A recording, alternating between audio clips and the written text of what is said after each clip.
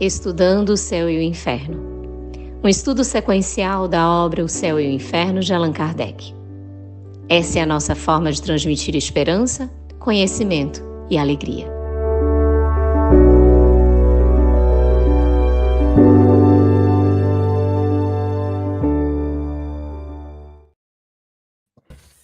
Olá, saudações fraternas a você que está acompanhando o Estudando o Céu e o Inferno, seja muito bem-vindo. Nós queremos dar as boas-vindas à nossa querida Luziane Bahia, com quem nós dividimos aqui a responsabilidade da condução e com quem nós aprendemos juntos, né, Luziane? Uma satisfação muito grande.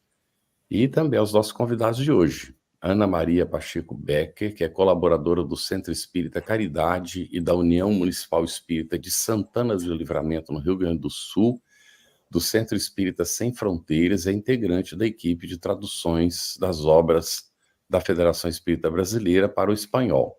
E Ronaldo Pereira Silva, presidente da Sociedade de Estudos Espíritas Ismael, diretor patrimonial da Federação Espírita do Maranhão e colaborador da área de família. Nós queríamos hoje, antes de passar para a Luziane dar continuidade, destacar para vocês, Cássio Consolação nos colocou aqui, boa noite a todos, abençoados e abençoadas. Na semana passada, deixei um comentário, esqueci de falar que não vejo o estudo ao vivo, por morar em Portugal, e é de madrugada o início do estudo. De fato, compreendo bastante, Cássio, que você está se referindo, porque estou hoje em Alcácer de São Juan, que já é o dia seguinte, é 2h30 da madrugada do dia 4, mas no Brasil ainda é o dia 3. Eu estou só hoje, né? Posso estar aqui, mas já imaginou o Cássio toda semana, não é? Então, realmente, acompanho diferido, mas é muito bem-vindo, viu, Cássio? Agradecemos muito seu comentário. E olha o que a Giane Lima nos lembrou. Boa noite de São Paulo, capital. Hoje é o aniversário do nosso querido codificador Allan Kardec. 3 de outubro de 1804, 220 anos. Jesus à porta, Kardec a chave. E aí nós temos o comentário da Selva Braseiro, não é? Giane Lima, verdade. Enviemos aos nossos sentimentos de gratidão profundo pelo magistral trabalho feito com amor e desinteresse para o bem de toda a humanidade. Trabalho maravilhoso de Kardec, Du, com você, satisfação imensa. Isso mesmo, boa noite a todos, boa noite, Carlos, gratidão por essa oportunidade de trabalharmos e aprendermos juntos, aos nossos queridos convidados, Ronaldo e a Aninha também, todos vocês que estão aqui, agradecemos imensamente aos parceiros de transmissão simultânea que vão levando esse estudo a diversos corações, e como essa lembrança desse dia tão especial, aqui o nosso estudo, ele vai nesse tom especial da comemoração em relação à vinda do nosso codificador em 3 de outubro de 1804. Essa vida honrada, repleta de atitudes corretas, disciplinadas, e que oportunizou a vinda do Consolador prometido com tanta seriedade, com tanto afinco. Então, nossa gratidão imensa a Allan Kardec. E também nós lembramos a nossa campanha, a gente sempre fala aqui no início sobre a campanha de auxiliarmos a FEB TV, ressaltando que a nossa contribuição vai somar-se a vários esforços para que a qualidade na técnica, na transmissão dos nossos estudos, fique ainda mais aperfeiçoada, colaborando com a presença de profissionais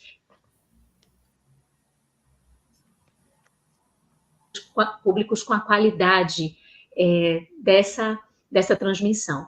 Então, você que está aqui acompanhando com a gente, pode fazer parte dessa campanha, apadrinhar a FEB TV, e tem o site, geralmente o Tiago coloca aqui para a gente, já ele coloca aí no chat, para que a gente também possa acessar essa campanha da FEB TV.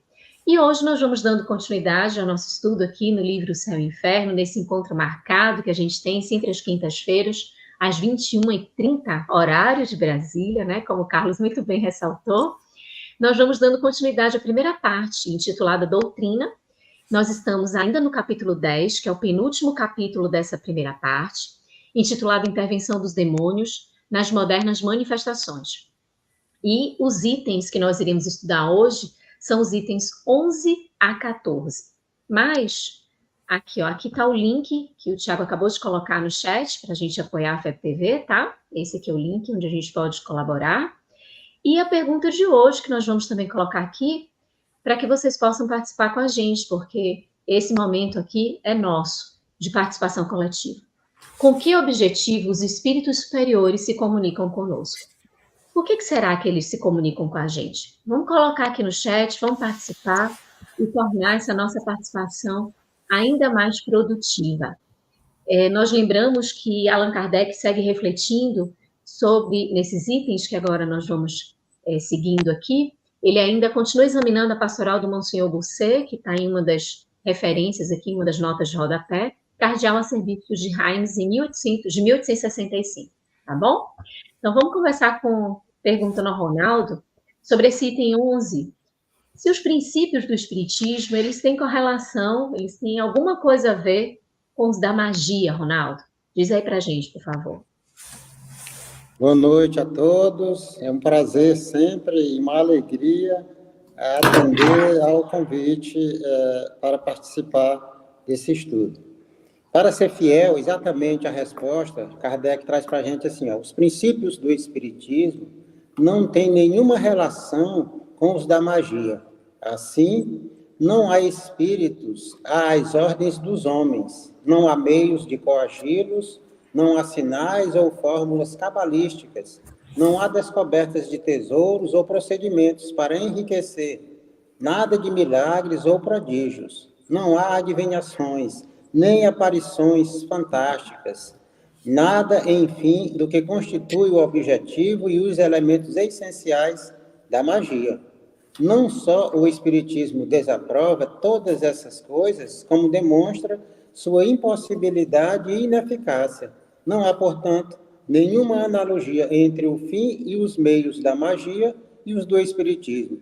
Querer assimilá-los não pode ser devido senão à ignorância ou à má-fé.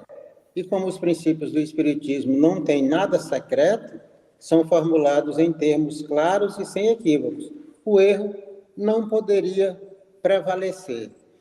Seria ilógico você, do ponto de vista racional, acreditar que teria um meio para enriquecer, por exemplo, que teria algo de adivinhação que fosse apropriada ou que fosse avalizada por essa codificação que foi apresentada para a gente, pedindo para que a gente possa pensar e racionalizar em cima dos princípios. Então, magia e espiritismo não têm absolutamente nada em comum.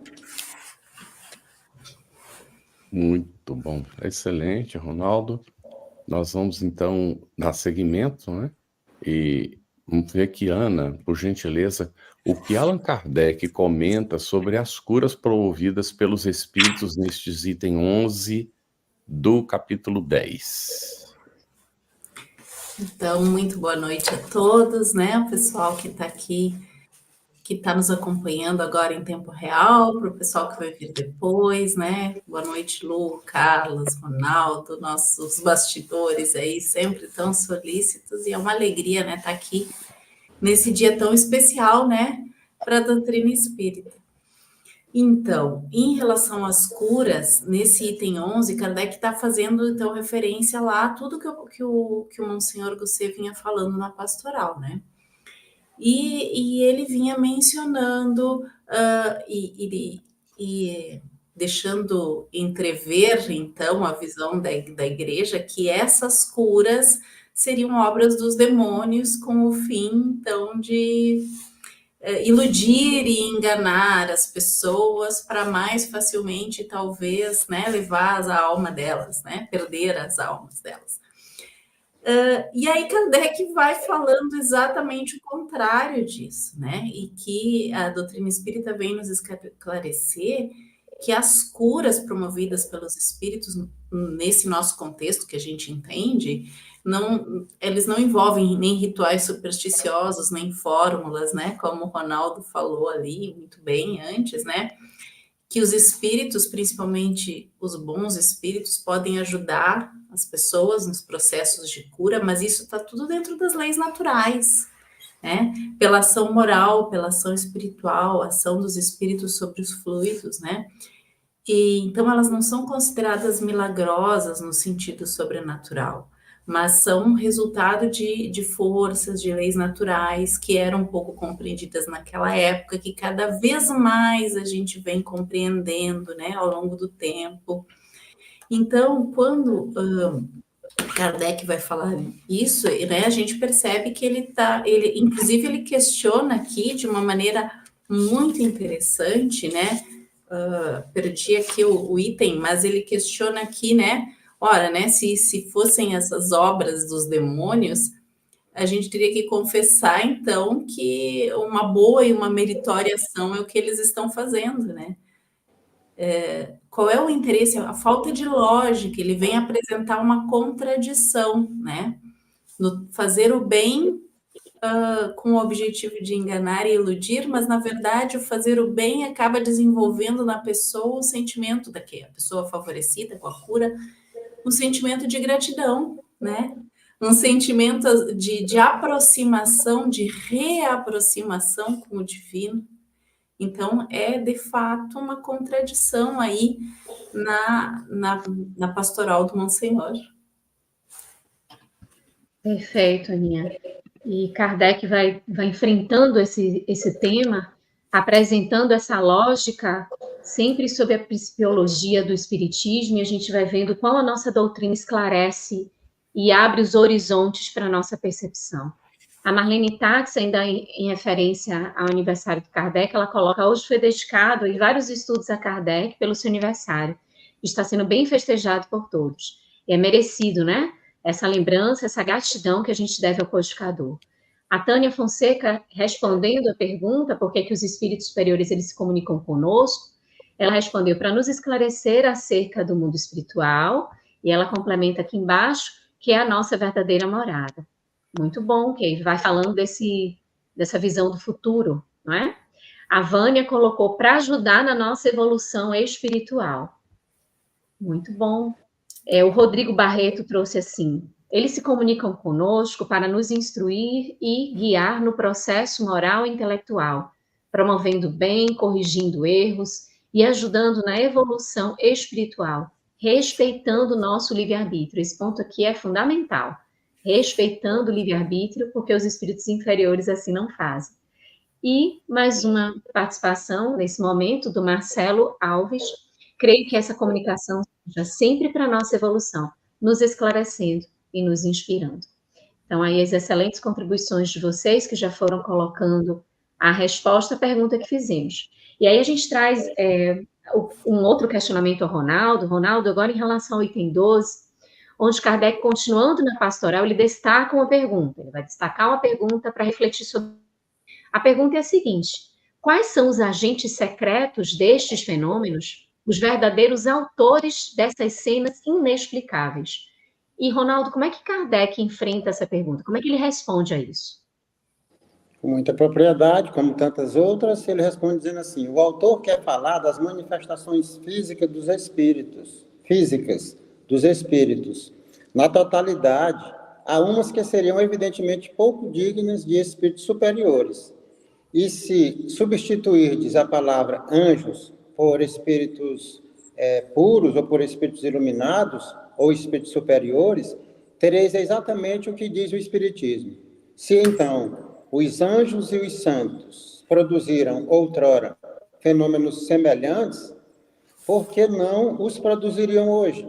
Porque os mesmos feitos seriam hoje obra de demônios nas mãos de certas pessoas, ao passo que são considerados milagres, se forem de santos ou de outros.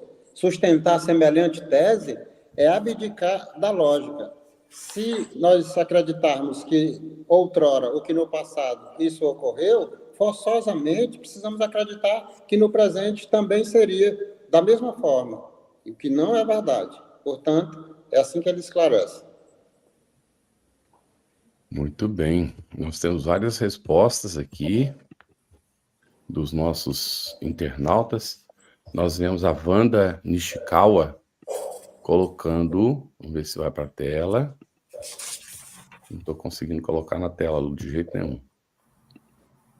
Vamos ver se Eu vou agora... colocando. Já Ah, tá, coloquei. desculpa, agora foi. Pronto. Wanda Nishikawa, se comunicam para nos orientar, livrar de algo que possa acontecer, mas para isso devemos estar sempre com bons pensamentos. Excelente. O Claudine nos coloca, boa noite. Os espíritos superiores nos auxiliam no nosso progresso. O Dida tinha complementado aqui embaixo para nos ensinar, não é? Apareceu aí. E Solange Pires. Creio que o objetivo seja nos inspirar para a busca de melhoria e aprendizado na nossa evolução. Vou colocar mais uma da Luciene, que ela diz: por amor a nós, irmãos que somos e tão necessitados de auxílio para seguir nossa evolução, auxiliando o mestre quando disse: nenhuma ovelha confiada a mim pelo Pai se perderá. Gratidão a todos. Agradecimentos mútuos, não é, por essa oportunidade do estudo, pela manifestação de vocês. E nós temos ainda aqui agora, Ana, no item 13, Allan Kardec faz o comentário e nós queríamos saber como se reconhece a categoria dos espíritos comunicantes. Carlos, antes de responder essa pergunta, eu gostaria só de fazer um comentáriozinho da questão anterior, tá certo? Porque eu achei muito interessante quando eu estava relendo aqui, né, o Céu e o Inferno nesse item, um ponto aqui no item 12, em que ele começa a questionar de novo essa inconsistência da igreja, então, à época, em tratar os fenômenos espirituais, porque tem uma dualidade nisso, não é? Certos fenômenos, quando eles acontecem dentro de um contexto religioso, eles são considerados milagres, né? Milagres dos santos, milagres de anjos, né? E então, ok, se aconteceu uma cura ali, um fenômeno espiritual ali, ele é milagre. Mas se acontecer em outro contexto qualquer, que não seja no religioso, aí é considerado bruxaria, feitiçaria, né? Obras demoníacas. Então é uma coisa meio incongruente também, né? Achei muito perspicaz de Kardec de chegar nesse nível de entendimento, de chamar a nossa atenção para essas coisas, né? Que acontecem, inclusive, nos dias de hoje, né? Então, mas voltando à pergunta, né, que o Carlos fez a respeito da linguagem dos espíritos, da linguagem não, né? Como é que se reconhece a categoria dos espíritos? E é exatamente através da linguagem, principalmente através da linguagem, não só, né? Mas principalmente através da linguagem. Então, os espíritos superiores, eles não usam aquele monte de palavras, e é interessante a gente perceber isso nas comunicações, né? Como quando a gente recebe uma comunicação de espíritos superiores, as mensagens que a gente lê, né? Às vezes é uma frase, né, Lu? E tem tanto conteúdo ali. Dá para a gente escrever um livro, um compêndio com uma frasezinha que eles dizem, né? Eles sabem, eles são muito concisos, muito assertivos, né? Com dignidade eles se expressam, com nobreza, com lógica, não tem essas contradições que a gente encontra, né? Aí a gente vê sabedoria, modéstia, né? Não a falsa modéstia. Benevolência, né? A gente percebe a moral pura ali, algo, a gente percebe que é elevado, né? E os espíritos inferiores, né, ignorantes ou orgulhosos, muito pelo contrário, né? Às vezes eles usam aquele monte de palavreado, né? Usam palavras difíceis, às vezes pomposas, para mascarar o conteúdo que não tem conteúdo de fato, né? Ou para fazer com que ideias equivocadas possam parecer verdadeiras, né? Qualquer expressão grosseira, frívola, presunçosa, arrogante, né? Isso tudo são sinais claros de inferioridade espiritual, né? acho que isso daí talvez seja o ponto mais importante da gente destacar em relação a essa questão. Pois é, e aí a gente vê às Diga, vezes, Ronaldo. às vezes na reunião mediúnica você vê uma comunicação, você presencia, e o espírito começa às vezes insinuando algo, mas aí logo ele perde a paciência diante de um argumento. Quando tu traz que um espírito evoluído, um espírito superior, tem uma absoluta capacidade de síntese, vamos para as obras de Emmanuel, essas que a gente usa aí para fazer a abertura dos nossos trabalhos. Fonte Viva, Pão Nosso, Vinha de Luz, Palavra de Vida Eterna, enfim. Ele faz uma citação lá do Evangelho, cita um versículo, um capítulo e um versículo, enfim, cita uma parábola, e aí ele desenvolve numa folha, às vezes, e no Palavra de Vida Eterna, especialmente, boa parte daquelas mensagens, daquelas análises, apenas numa folha, ele analisa que você compreende o universo. Tal é a sua capacidade de sintetizar. Com pouca coisa eles dizem muito. Perfeito. E aí a gente faz uma referência ao capítulo 24 do Livro dos Médiuns, lá na segunda parte, onde tem a identidade dos espíritos. E aí a gente encontra bem isso que a Ana está falando, que o Ronaldo está especificando. A gente encontra ali um tratado bem direto sobre esses aspectos da identidade dos espíritos. Então, vamos lá nas participações, trazendo mais algumas. Lembrando que as perguntas que vocês fizeram na semana passada, que não foram respondidas, elas estão aqui, tá? Já já a gente traz, já coloca aqui para que sejam respondidas. O Ricardo colocou assim: a comunicação dos espíritos superiores está no magnífico amor de Deus, por intermédio dos benfeitores da luz em nossa caminhada evolutiva, confirmando as sublimes verdades da Boa Nova de Jesus em nós. É muita intercessão mesmo de amor, muita. A Rosilene colocou: eu acredito que os espíritos superiores se comunicam para nos auxiliarem na nossa evolução e para ajudar, pois a gente pede nas nossas orações e acaba sendo atendido. E sempre nós somos atendidos. A Etienne: como a doutrina espírita é o consolador prometido, os espíritos, além de trazerem muitos ensinamentos e esclarecimentos, nos auxiliam muito nesse processo de consolo. E mais uma aqui que é da Alô. Alô coloca assim: para orientação e consolo, nos indicando o que devemos seguir para evoluir e manter a nossa fé sempre. Muito bem. E aí, Ronaldo, a gente, nesse item 13, a gente faz uma pergunta que é: que tipo de espíritos se encarregam mais comumente das manifestações físicas? Como é que é isso, Ronaldo?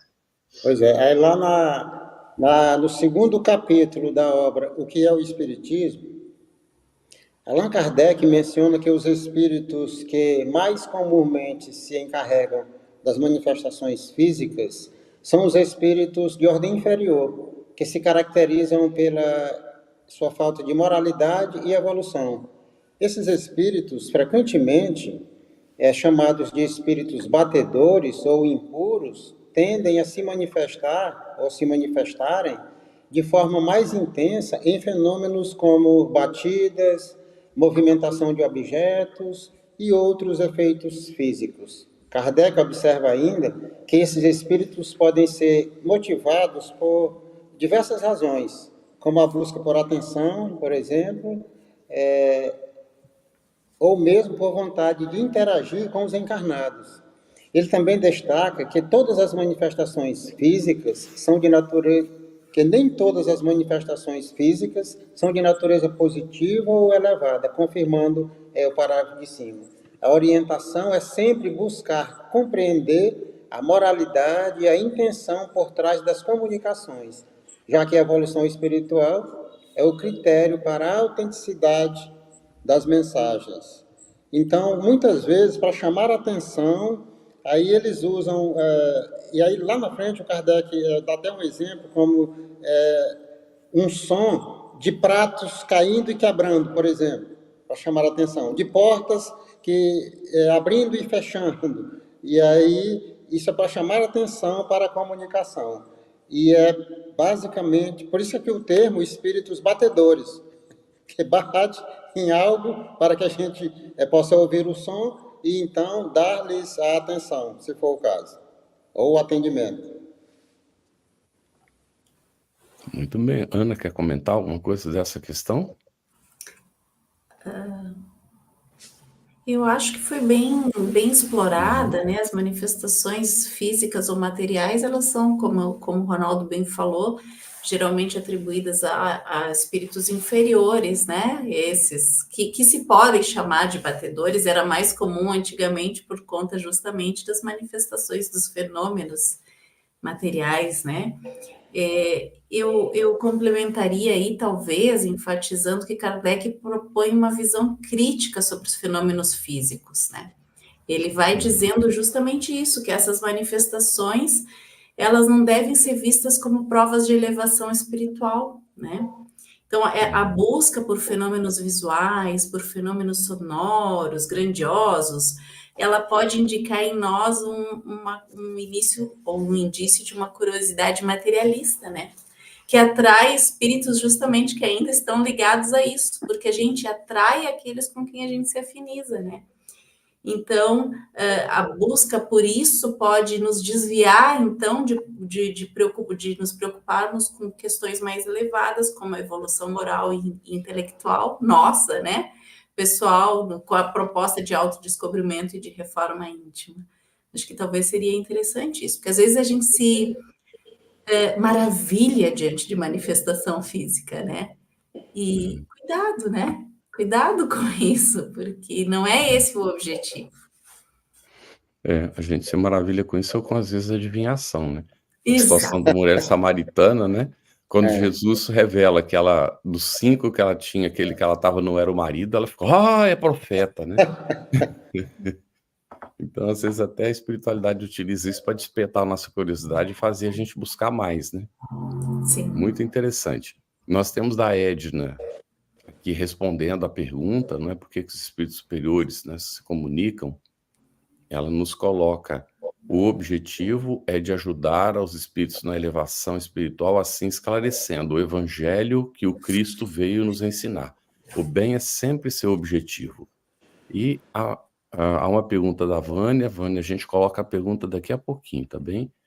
A Janete Rosa Teixeira vai nos colocar aqui: os espíritos superiores fazem o que estamos recebendo neste grupo: orientações, instruções, intuições para continuarmos no caminho do bem e praticar o amor. Muito bem. E nós temos também da Jeane Lima. Ela vai nos colocar com o objetivo de nos instruir, nos consolar e de impulsionar o nosso progresso moral. Queria aproveitar no comentário anterior, né, que a questão da intuição dos espíritos em relação a nós. O que acontece? Na época, Kardec utilizou a palavra intuição como sinônimo de inspiração. E se a gente vai no dicionário, não é, nós encontramos uma diferença. A intuição vai aparecer como uma capacidade anímica. É aquela certeza que você tem de alguma coisa que, se você precisa explicar, você tem que elaborar. A inspiração vem de fora. É por isso que é chamado, né, de musa inspiradora, nunca musa intuidora dos artistas, das pessoas e tal. Então, para nós, didaticamente, fica interessante compreender isso, que quando a gente tem uma intuição, é um processo anímico de nós mesmos, das convicções formadas pelo aprendizado até em outras encarnações, pelas experiências pelas quais nós passamos. Mas aí Emmanuel nos ajuda a entender melhor isso, porque ele informa que, às vezes, os espíritos, eles tocam justamente na nossa capacidade intuitiva para nos inspirar, porque o conhecimento já está ali, a informação já existe. Por que eles precisam ficar elaborando? Então, eles vão lá e despertam aquele conhecimento, aquela experiência que está gravada na gente. E aí nós ficamos confusos. Eu tive uma intuição, uma inspiração, porque foi uma mescla das duas coisas, não é? Que às vezes a gente sente que vem de dentro da gente, mas que houve uma influência espiritual também, né, para despertar aquilo. Então é bem interessante a gente estar atento a isso, não é? Muitas vezes a gente chama de inspiração o que é intuição, ou diz que os espíritos nos intuem. Não está errado, porque de fato eles tocam na nossa capacidade para nos inspirar, mas na realidade os espíritos nos inspiram. A intuição é a capacidade anímica, não é? Hoje a gente pode compreender isso bem. Bem, nós temos aqui ainda várias manifestações, mas como eu fiz o comentário, vou deixar aqui, Lu, e vamos para a questão 6, né? É uma questão um pouquinho mais longa, viu, Ana? Kardec faz uma série de indagações de textos sobre as diferentes categorias de espíritos e como distingui-los. E no último parágrafo desse item 13, pergunta: qual é o homem de boa-fé que pode lobrigar nestes preceitos atribuições incompatíveis com espíritos elevados? Poderia comentar, por gentileza? Excelente, Carlos. Exatamente, ele vem aqui no item 13 falando, então, de como é que a gente aprende a distinguir, e aí ele vai falando isso da linguagem, que os espíritos superiores só se ocupam de comunicações inteligentes com o objetivo de nos instruir. A Lu deu a dica lá da gente olhar no livro dos médiuns, na identidade dos espíritos. A gente também tem oportunidade de ver lá no livro dos espíritos, a escala espírita, acho que a partir da questão 100, se não me engano, né, 96. Que vai explicando, 96, a 100 começa já os tipos, né? Isso. E aí vai explicando todos os tipos de espíritos que há, e na verdade todos os tipos de pessoas que existem, porque os espíritos somos nós, né? Então a gente vai se identificar ali, a gente vai identificar as pessoas do nosso mundo, né? As pessoas que a gente conhece. E aí Kardec vem e questiona isso, então. Achei muito bom esse questionamento. Quem de boa fé pode ver nisto, nessa identificação, nessa separação do tipo de espíritos que se, né, atribuições incompatíveis com espíritos elevados, no caso dos elevados aqui, que vem dar orientações e tudo mais. O que ele está fazendo aqui com essa pergunta?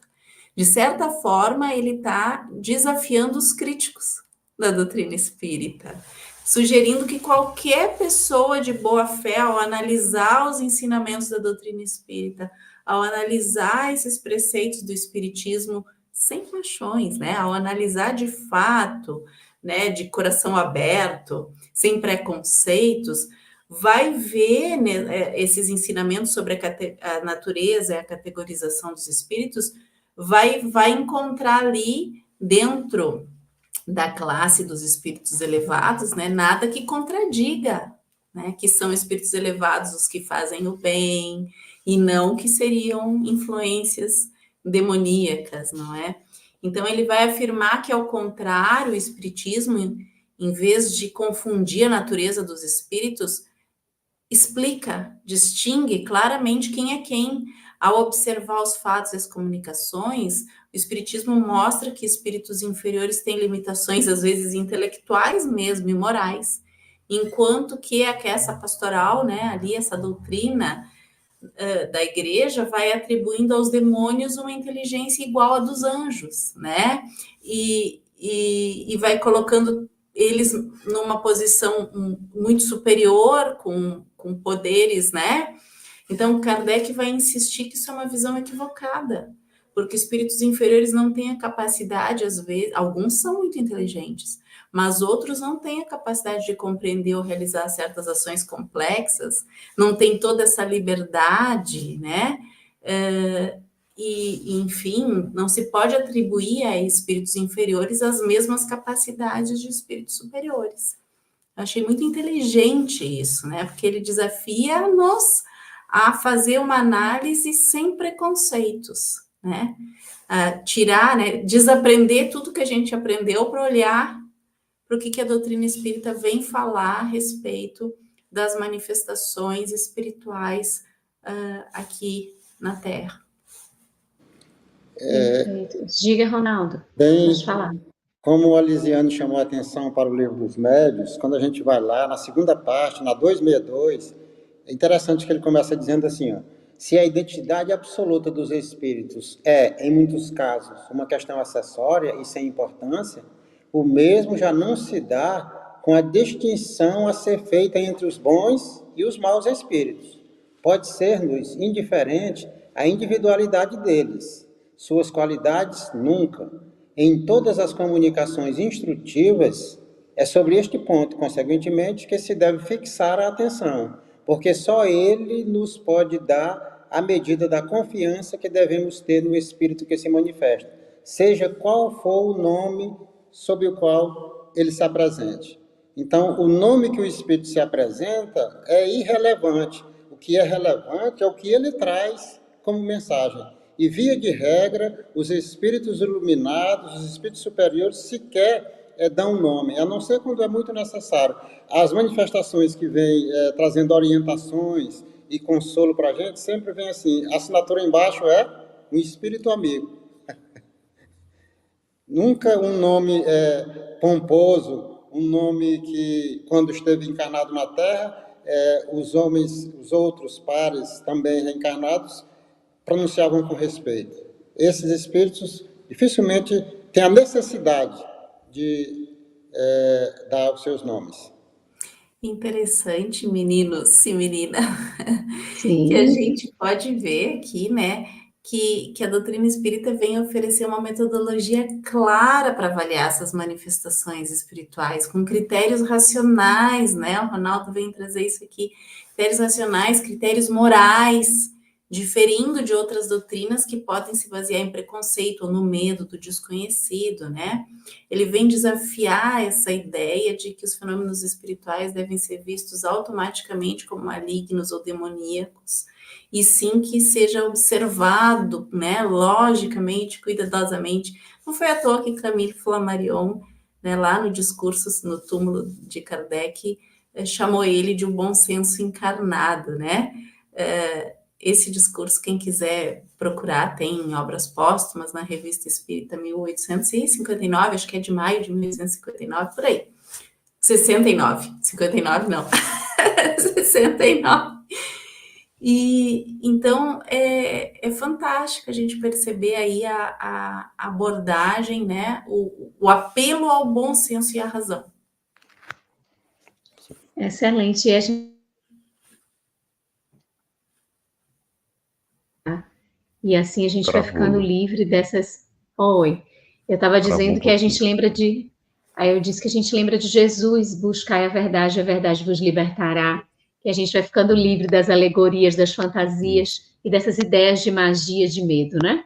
Vamos e João, aqui. Né? Examinar se os espíritos são de Deus, né? Isso mesmo, perfeito. E aí a Madalena coloca, creio que alguns espíritos de luz são como um anjo guardião que vem à Terra para nos ensinar, orientar e evoluir. Outros espíritos de luz não estão mais na Terra, evoluem por ensinar, aprendendo em outras esferas evoluídas. A gente tem algumas perguntas que já a gente traz. A Eula colocou, acredito que é uma forma de nos mostrar da segurança que estamos no caminho certo. A Dalma, os espíritos superiores estão conosco com os nossos anjos da guarda, nos orientando a termos bons pensamentos, nos inspirando no caminho do bem, nos ajuda em todas as questões possíveis para eles. E aí complementa aqui embaixo. Mas a nossa aceitação de receber essa ajuda é questão do nosso ainda atraso. Ou seja, quando a gente não fica refratário, né, esses auxílios, segundo o destaque aqui que ela nos faz. Muito bem lembrado. E aí, Ronaldo, a gente encaminha para o item 14, onde o codificador ele abre esse item 14 com uma citação ainda da pastoral, né? Ele coloca assim, as almas dos mortos que Deus proíbe evocar, essas demoram no lugar que eles designa a sua justiça, e não podem, sem sua permissão, colocar-se à disposição dos vivos. Como é que Kardec examina esse tópico, Ronaldo, por favor? Ora, sem a permissão de Deus, nada pode acontecer, absolutamente nada. Com relação à resposta da pergunta, o Espiritismo diz também que elas não podem vir elas não podem vir sem a permissão de Deus, mas ele é ainda bem mais rigoroso, pois diz que nenhum espírito bom ou mau pode vir sem essa permissão, ao passo que a Igreja atribui aos demônios o poder de dispensá-la, ou seja, dispensar a permissão de Deus, lá para alguns espaços religiosos, quando o espírito se manifesta, via de regra ameaçando um obsessor, algo do tipo, demônios se manifestando, e para eles como se fosse a revelia de Deus. Não é. Se você vier para cá, você vai compreender a doutrina esclarecendo para a gente, dizendo que, ao dizer que, mesmo com essa permissão, quando eles acorrem ao apelo dos vivos, não é para se porem às suas ordens. Então, os espíritos não estão lá esperando no plano da raticidade, no plano espiritual, aguardando para obedecer às nossas ordens.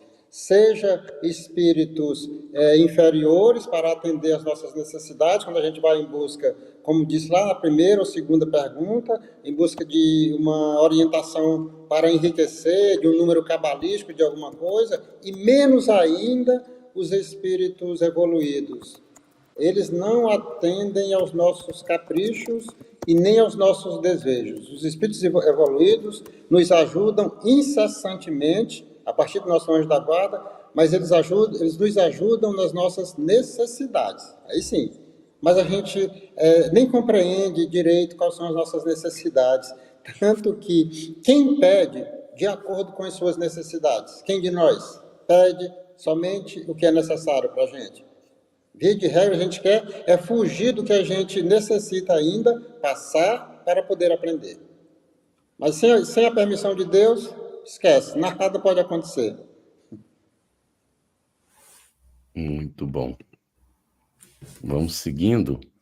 Nós vamos ver aqui, temos alguns comentários ainda aqui da Selva Braseiro, que está no Uruguai. Ela coloca para nós: espíritos protetores pela inspiração segundo as nossas necessidades. Nas reuniões mediúnicas, para orientar os trabalhos do centro, o objetivo é sempre guiar pelo caminho do bem e do progresso. São espíritos superiores, né, trabalham bem dessa forma como a Selva nos colocou aqui. E nós temos da Rosilene Barbosa também. Quando esses espíritos fazem esse tipo de manifestação, sim, ela está fazendo uma pergunta, né? E é sobre aquele momento das manifestações físicas. Isso. Já vemos já, viu? Então, a última comentário do Adenilson: porque unicamente deseja o nosso bem. Os espíritos superiores só desejam o nosso bem, nunca o nosso mal. Temos várias perguntas, então, aqui agora. Já a gente atende. Vamos para a nossa última programada de hoje, não é? Para a Ana. E depois de atender as perguntas de hoje, nós vamos para as perguntas da semana passada, dos nossos internautas ainda. Ana, o que mais você agrega quanto a essa questão da manifestação dos espíritos? Então, o Ronaldo foi muito feliz quando ele fala, né, e enfatizou aí a questão da permissão de Deus, né, de estarem sujeitos, então, todos os espíritos, enfim, né, às ordens divinas, né, que não tem uma comunicação espiritual sem que isso não acontece. As evocações, elas estão sujeitas a isso, né, e eu acho que a gente poderia, então, né, já que para fazer um link com a pastoral ali, né, do Monsenhor, é que, diferente dessa visão tradicional da igreja, que atribui, talvez, aos demônios, né, uma liberdade de ação sem interferência divina, né, o Espiritismo ensina que até mesmo os espíritos inferiores, então, estão sujeitos à vontade de Deus e às leis divinas. Não é assim, não é uma bagunça, isso faz qualquer coisa, né? Não tem manifestação espiritual fora da ordem estabelecida por essas leis, né? E nas práticas espíritas, sempre se faz nas práticas espíritas, né, orientadas, sempre se faz uma prece pedindo a permissão de Deus, né? E se for o caso, né, de reunião voltada para esse tipo de ação, para que os bons espíritos se comuniquem. Isso reflete a convicção de que nada acontece no campo espiritual sem a devida autorização divina. Nós mesmos, né, gente, para estar aqui antes, né, nós tivemos a nossa reuniãozinha, nós fizemos a nossa oração em conjunto, né, para que os trabalhos possam fluir, para que nós possamos receber as orientações necessárias, sermos úteis, né, e para a conexão com essas forças espirituais. Evidentemente que a gente sabe que espíritos pouco sérios, levianos, ignorantes, eles podem ser atraídos por reuniões pouco sérias, né? Onde as pessoas não estão engajadas com uma finalidade respeitosa. Mas mesmo esses espíritos, né, eles estão sujeitos às leis divinas. Por que acontece isso? Porque a gente pede, o nosso livre-arbítrio é respeitado, né? A gente sintoniza. E esse contato vai acabar fazendo com que a gente aprenda em algum momento. Então, daquilo que para nós parece ser uma incomodação ou algo desagradável, vai acabar resultando um bem, né? Se não fosse assim, Deus não permitiria. Essa confiança absoluta na justiça divina, na bondade divina e na misericórdia do nosso Pai é algo que precisa estar mais presente, né, nos nossos corações. Isso mesmo. Lu, Diga. só um pequeno comentário aqui sobre o que a Ana está colocando. A perspectiva que o Espiritismo nos traz muda completamente a relação com os espíritos, né? Não sendo demônios, e o Espiritismo explica que demônios não existem, o que há é ignorância, né? Porque Kardec pergunta aos espíritos, inclusive já examinado, né, do Livro dos Espíritos, passa os espíritos, todos os espíritos pela fieira do mal? A resposta, do mal não, da ignorância sim. Então, os espíritos são ignorantes. Às vezes há uma ignorância voluntária, sabem, mas não querem cumprir, então é rebeldia. E aí sofrem as consequências. No entanto, quando Deus permite, é Deus que permite mesmo, a aproximação de um espírito inferior em relação a nós, não é para que nós sejamos perseguidos. Acontece a perseguição. Mas a ideia, a intenção é que nós sejamos instrumento para ajudar esse irmão no seu despertamento. E se ele nos persegue, é porque nós fizemos alguma coisa para merecer isso, senão Deus seria injusto. Como é que Deus vai permitir uma criatura que deseja o bem ser atacada por um diabo que está destinado eternamente ao mal? Qual é a lógica disso, da criação divina? Não faz sentido, não é? Então, o Espiritismo é uma doutrina lógica, ela nos propõe examinar, mas é também uma doutrina de sentimento, porque vai nos dizer que esse irmãozinho que está se aproximando para nos perseguir é um carente, necessitado. E aí vale a pena a gente perguntar, o que é que Jesus via em Judas? Será que Jesus não sabia o que Judas estava fazendo, o que poderia acontecer com a aproximação de Judas, minimamente, e, no entanto, ele permitia que Judas ficasse? Porque ele sabia da capacidade recuperativa do ser humano, que Judas poderia, diante da oportunidade, recapacitar, ao invés de cometer a bobagem, não fazê-la. E ele estava recebendo essa chance. Às vezes é complexo de compreender isso. No entanto, a gente precisa olhar não um horizonte limitado que a igreja nos ensinou, mas que não foi Jesus quem ensinou isso. Como se só existisse uma existência. Ah, mas Paulo disse que o homem morre uma vez só. Morre mesmo, o homem só morre uma vez. O Carlos Campetti, o dia que morrer, morreu. Mas a essência divina, que eu sou espírito imortal, não morre. Esse tem várias existências. Isso está muito claro. Não é? Por que João Batista era Elias? Que jeito que João Batista seria Elias? Está lá no próprio Evangelho, se não fosse pela reencarnação. Então, quando a gente sofre a perseguição do espírito hoje, é porque lá no passado, em alguma encarnação, nós estabelecemos uma relação de desequilíbrio com ele. Então a gente vai colocar o que é que vai acontecer com um governante que determina uma guerra contra um outro país. Ele vai ter que resolver isso no futuro. Se não nesta encarnação, numa outra. E aí a gente faz a pergunta, já imaginou o dia que o espírito que foi Hitler despertar para o bem com a capacidade que ele tinha, o que é que ele não vai realizar? E Deus, nosso Pai, que é um Deus de bondade, aguarda esse despertar. Dá a chance ao espírito para despertar. Porque o dia que ele despertar, ele vai fazer o bem numa proporção que a gente, às vezes, fica ali morejando. É por isso que Jesus vai colocar que os de má vida e as meretrizes vos precederão no reino dos céus, falando para os fariseus. Por causa justamente dessa capacidade de recuperação e daquele indivíduo que está no caminho chamado do mal pela ignorância. O dia que ele desperta, Então, é uma revolução interna, uma transformação, e o indivíduo realiza aquilo que, às vezes, poderia levar séculos para acontecer, acontece em muito menor tempo. Essa é o que o Espiritismo coloca para nós, dessa capacidade de recuperação da criatura, né, do ser criado pelo Pai, que somos todos nós. Me permita um breve comentário sobre essa fala tua de que Jesus, como ele via Judas. Haroldo Dutra Dias traz uma metáfora que eu achei interessante. Ele diz assim: qualquer um de nós pode pegar uma laranja, partir e conferir quantas sementes tem ali. Mas quem de nós consegue olhar para uma semente e ver quantas laranjas tem ali dentro? Jesus viu, certamente, em Judas ele viu Joana d'Arc, lá em Zaqueu ele viu Bezerra de Menezes. Alguém tem dúvida disso? E é por isso que ele tratou daquela forma. Muito bem. Perfeito.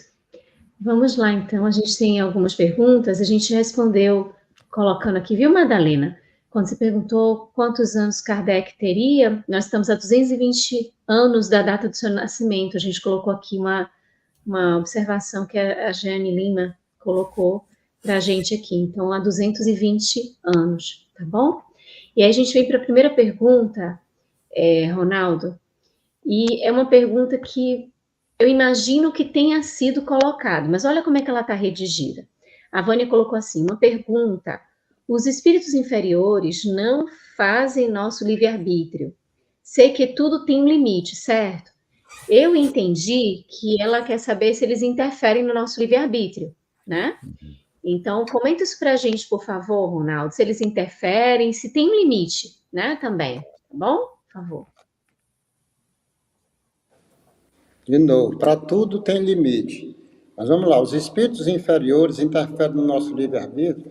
Quando os espíritos inferiores tentam nos alcançar, eles só conseguem, e aí o termo agora é de André Luiz, se a gente fornecer o que o André chama de matéria-prima. Se você tiver sintonia com ele, aí ele consegue. Quanto mais você guarda a sintonia com o espírito, e agora seja inferior ou superior, tanto mais ele consegue lhe alcançar. Sem essa faixa de sintonia. É por isso que nas reuniões mediúnicas, alguns espíritos chegam ameaçando, fazendo, acontecendo, mas ele agora está querendo ser santo, está estudando a doutrina espírita, mas ele já foi dos nossos, já fez a maldade aqui conosco e tal, e tal. E aí fica com muita raiva porque não está conseguindo alcançar como gostaria. Por que não consegue? Porque agora é uma outra faixa vibratória que esse alcançou. E aí, inclusive, a notícia boa é essa.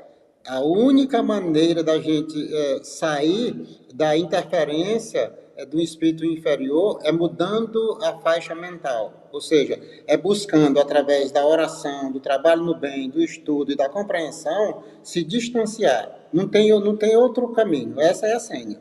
É o trabalho no bem. E aí, quanto mais você vai se distanciando do alcance dos inferiores, tanto mais os superiores vão te enxergando e vão te alcançando e potencializando esse nosso crescimento e até quando a gente alcançar o objetivo final, que será a perfeição relativa. Espero que não demore tanto.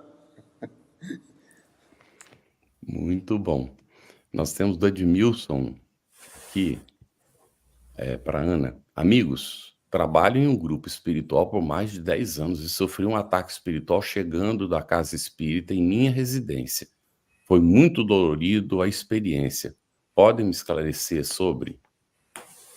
Em linhas gerais, né, Edmilson, sem entrar em muitos detalhes, até porque a gente não tem muitos detalhes, né, é importante a gente perceber, assim, que ninguém está sujeito, ninguém aqui está livre, né, de sofrer reveses e de viver situações que se fazem necessárias, né, sejam elas espirituais ou sejam físicas, né, a gente precisa passar por determinadas experiências, elas são avisos, né, para a gente prestar atenção no que a gente está fazendo, talvez para corrigir rota, né, se for o caso de corrigir rota, talvez para intensificar as orações, talvez né, tem muitos detalhes, muitos meandros que podem ser explorados aí. É importante a gente reforçar a nossa confiança na espiritualidade, porque às vezes a gente que vem trabalhando, né, se esforçando, começa a se achar tão merecedor, né, e aí acontece uma coisinha, uma mínima coisinha, às vezes é um problema de saúde, às vezes não digo nem que seja um ataque espiritual, né, mas às vezes um problema de saúde, um problema com um familiar, uma desavença, e a gente desiste, né? Então, é importante a gente perceber que, bom, as coisas que vêm para nós, a gente precisa ter a coragem de enfrentar, né? A gente vai encontrar as forças necessárias para enfrentar, porque se surgiram no nosso caminho, é porque a gente já tem condições de lidar com aquela experiência, né?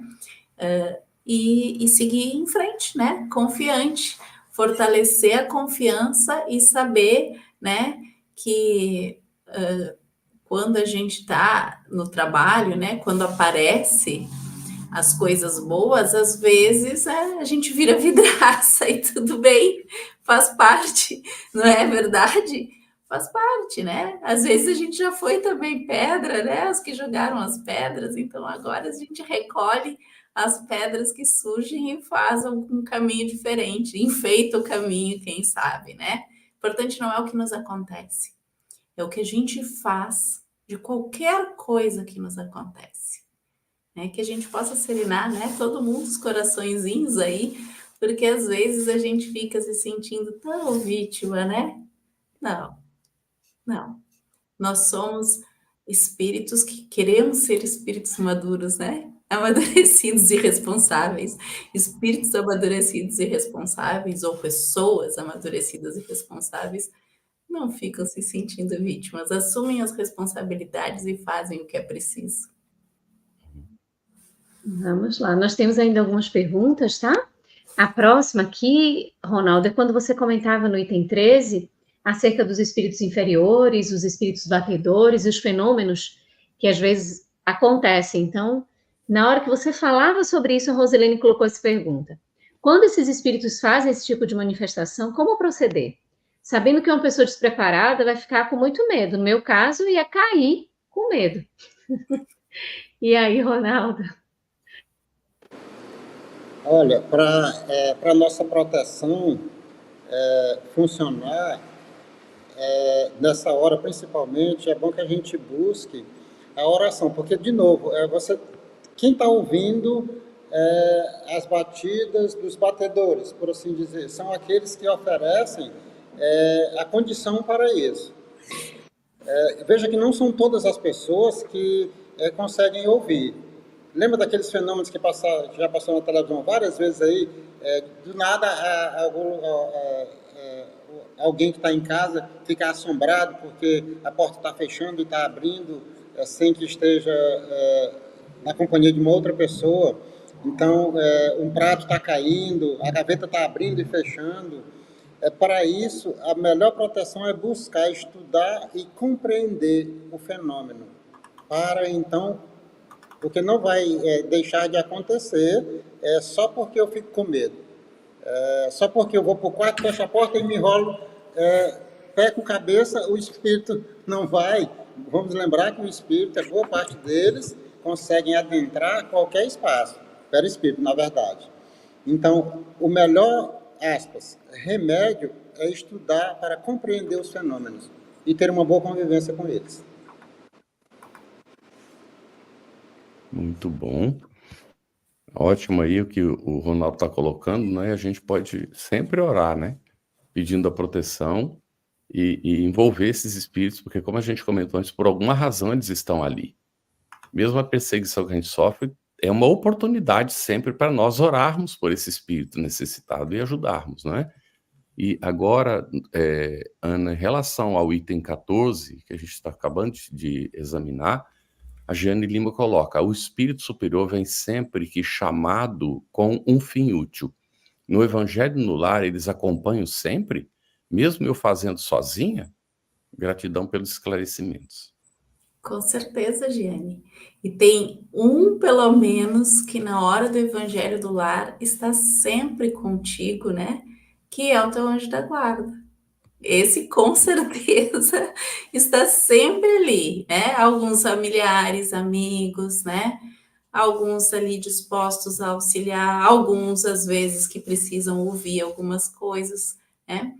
Então, o momento em que a gente se reúne para orar no lar, sempre a gente faz o convite para que Jesus, né, e aqueles ligados a ele estejam na nossa casa. Se a gente faz sozinha, né, a gente está convidando também, abrindo as portas da casa, né, para a chegada dos bons espíritos e para a proteção. Muito bom. Dinair coloca para a gente, ainda respondendo a pergunta, para nos orientarmos, visando o nosso crescimento moral, a chegar em espíritos puros, ou até a condição de espíritos puros. Joyce faz uma observação também, dizendo que acabou de estudar junto conosco o vídeo 7, o céu, o episódio 7. Muito bom a dinâmica dos vídeos e obrigada pela disposição em nos ajudar neste conhecimento tão importante. Agradecemos a você por estar conosco, estudando junto, todos nós juntos, né? Porque assim a gente fica mais fortificado. E o Lennon, Ronaldo, traz uma pergunta, que ele quer saber qual o significado da fala de Jesus, que está no Evangelho de Mateus, capítulo 17, versículo 21. Mas esta casta de demônios não se expulsa senão pela oração e pelo jejum? Pois é, vamos compreender a oração. A gente já tem uma clara compreensão, ela é bem mais compreendida nesse aspecto, que é você entrar para o seu próprio templo, e agora o templo pessoal, e se expressar com o coração. O jejum não é do alimento, vamos lembrar. Não é ficar o dia inteiro sem comer e orando, ou semanas, enfim, comendo pouco. Não é desse jejum que ele fala. Quando ele traz o espírito mal, o demônio não será expulso, senão pela oração e pelo jejum. É a oração e esse jejum que ele se refere é o nosso esforço diuturno para a segmentação das virtudes em nós. Não é, de novo, é o jejum do alimento do corpo físico, é o jejum do alimento espiritual. Como é o teu alimento espiritual? Como é o teu cotidiano? Gosta de xingar bastante, é impaciente, ainda guarda bastante o ciúme, a inveja, a maledicência? É desse jejum que ele está falando. Procurar se abster desses vícios. Porque somente aí, com segurança, você procurando esse caminho e orando, é que você vai expulsar aí qualquer demônio que seja. Muito bom. E Lennon aqui, não é, Ronaldo? Demônios, vamos lembrar que na época de Sócrates, pouquinho antes de Jesus, né, ele tinha um daimon que orientava, que era um espírito protetor. Então, a palavra foi derivada para demônio depois, no entendimento que a Igreja Católica acabou estabelecendo como sendo o espírito do mal.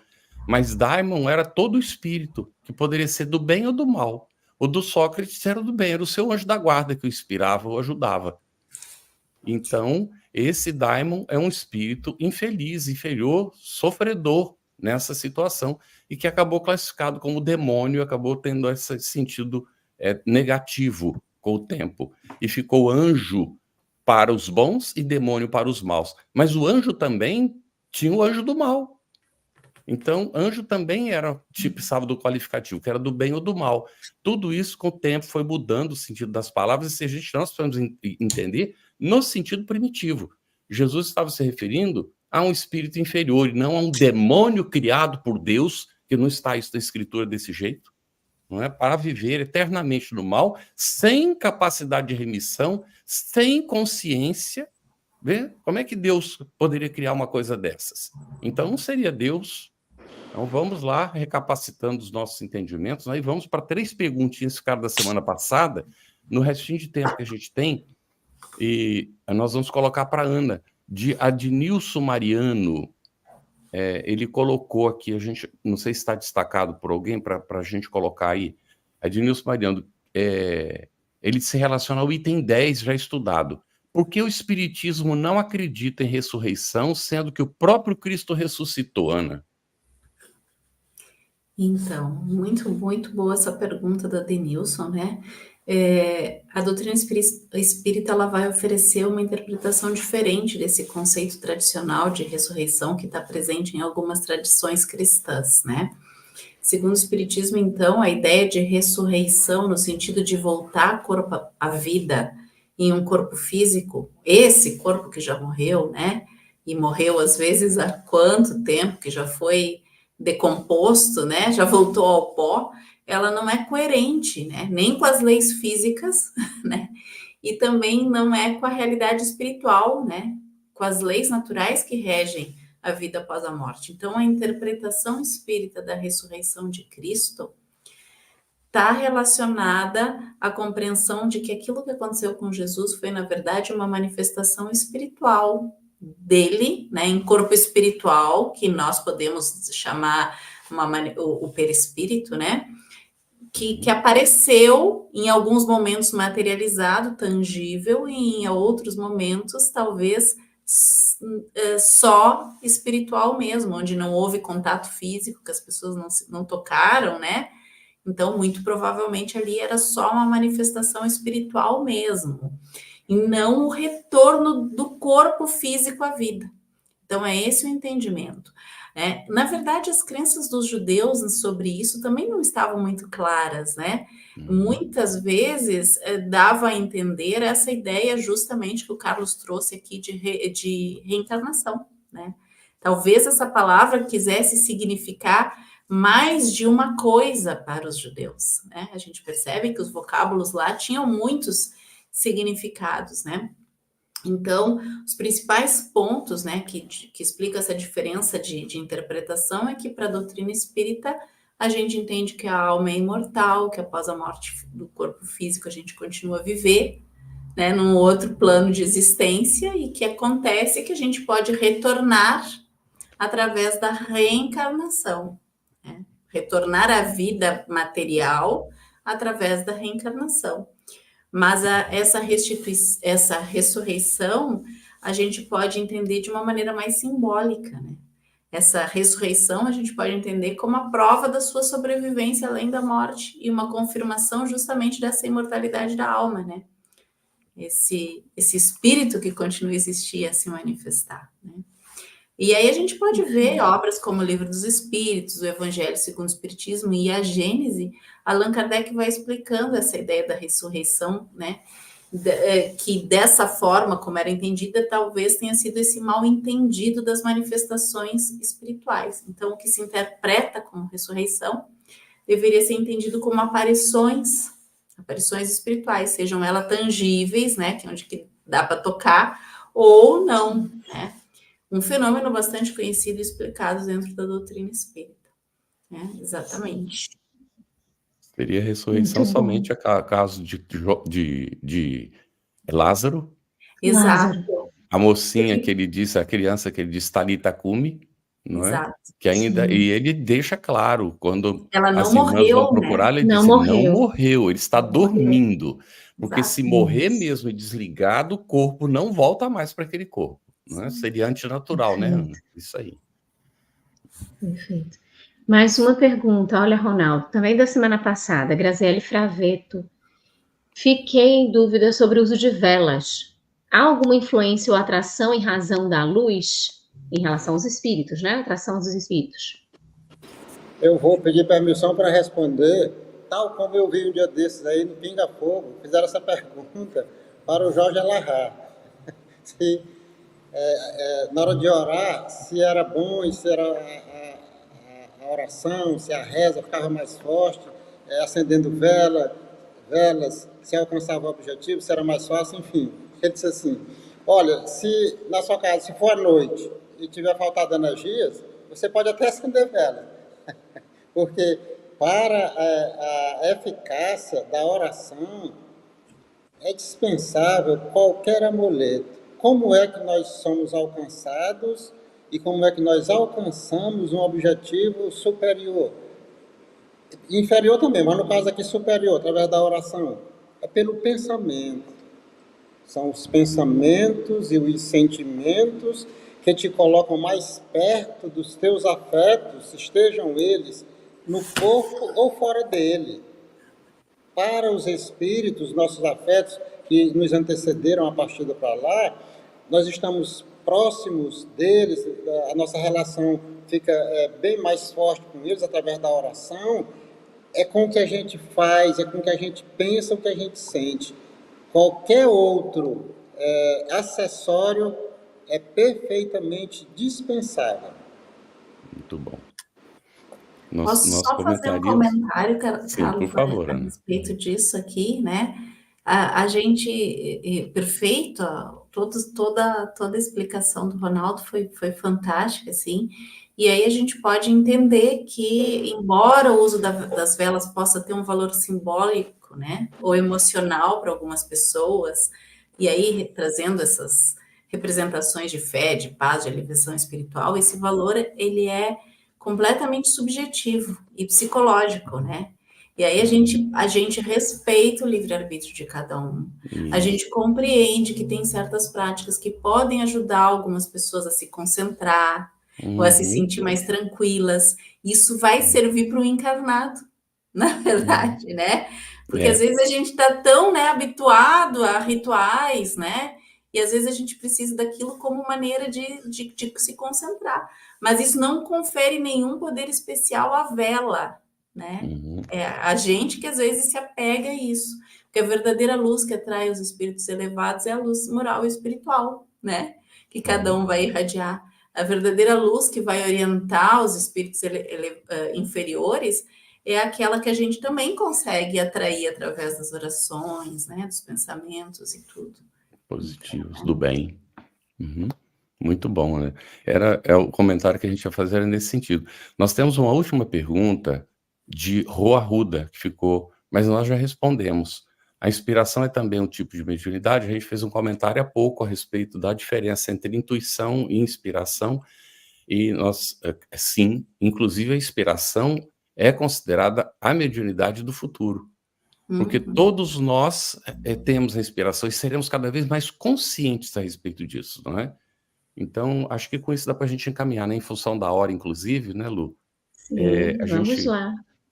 Nós queremos aqui, vamos anunciar o que a gente tem no próximo encontro e a Lu faz o fechamento. Nós temos, então, no nosso próprio estudo, seguindo com a primeira parte do Céu e Inferno, que é a doutrina, no capítulo 10, a intervenção dos demônios nas modernas manifestações, itens 15 a 19.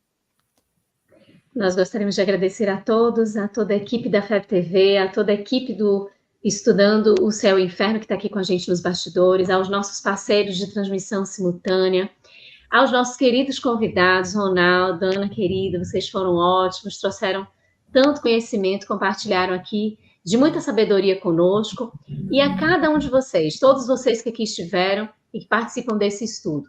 Então, nós temos um encontro marcado na próxima quinta-feira, às 21h30, aqui no Estudando o Céu e o Inferno, FEB TV. Grande abraço, beijo e até lá. Beijo.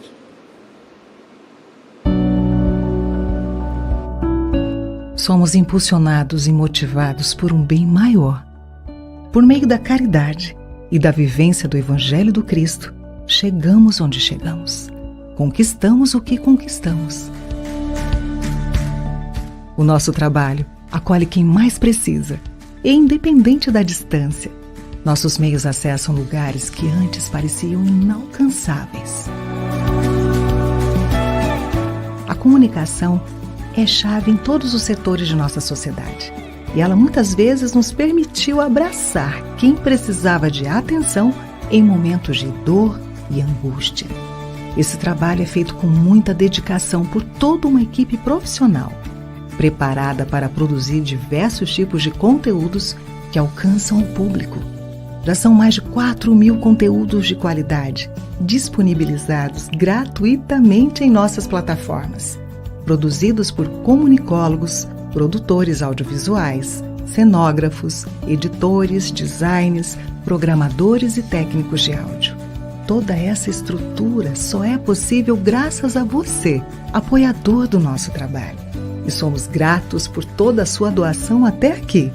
Mas este trabalho precisa continuar. Podemos acolher ainda mais pessoas e para continuar alcançando tantos corações, Precisamos de você. Por isso, mais uma vez, contamos com seu apoio financeiro. Apenas com ele poderemos avançar ainda mais e continuar próximos de você. Trabalhamos pelo consolo, pelo esclarecimento e pela esperança. E sabemos que somente juntos com você poderemos fortalecer essa corrente. A Padrinha FEB TV. Estamos juntos com você através da FEB TV. Acesse doe.febtv.com.br e faça sua doação.